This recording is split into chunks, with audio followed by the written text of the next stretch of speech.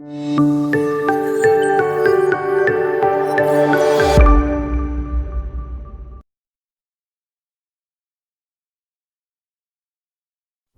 the far western coast of the continent, high atop a rocky promontory overlooking the Sunset Sea, sits Casterly Rock, ancestral seat of House Lannister. Below it lies Lannisport, one of the great cities of Westeros, a centre for trade, culture, and the great Lannister fleet.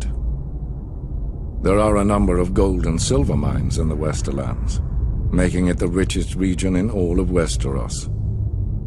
One of the most productive mines lies beneath Casterly Rock itself, making House Lannister the wealthiest of all the noble houses.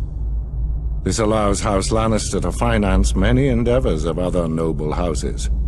Even the king himself has sought credit from Casterly Rock from time to time. We Lannisters claim our descent from the Andal invaders, and through the female bloodline, Lan the Clever. According to the legend, Lan, using only his wits, won Casterly Rock from the noble House of Casterly during the Age of Heroes.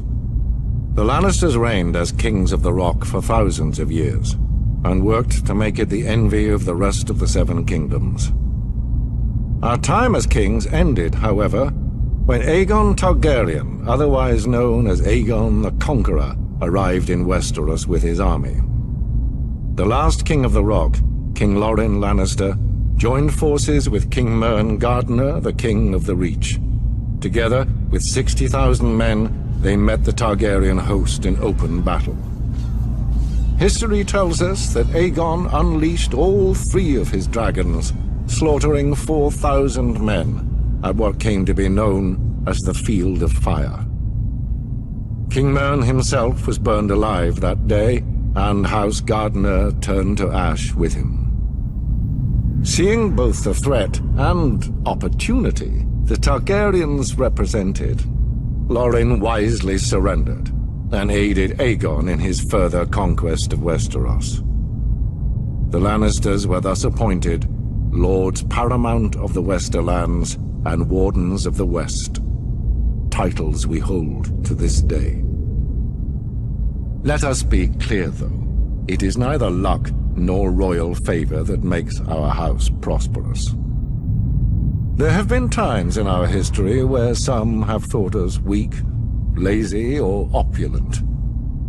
My father, Titus Lannister, nearly bankrupted our house with his poor investments, and allowed himself to be mocked openly at court.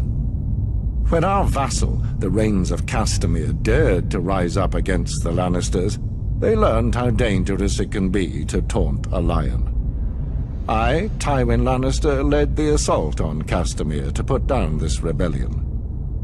I made an example of them, to anyone who doubts our might. They even made a quaint song about the fates of the Rains of Castamere. Sadly, there are no Rains left to hear it. Today, the Golden Lion of Lannister is rightly admired and feared throughout the Seven Kingdoms. Our words are, "Hear me roar." But there are other words that should be remembered when crossing a Lion of Casterly Rock. A Lannister always pays his debts.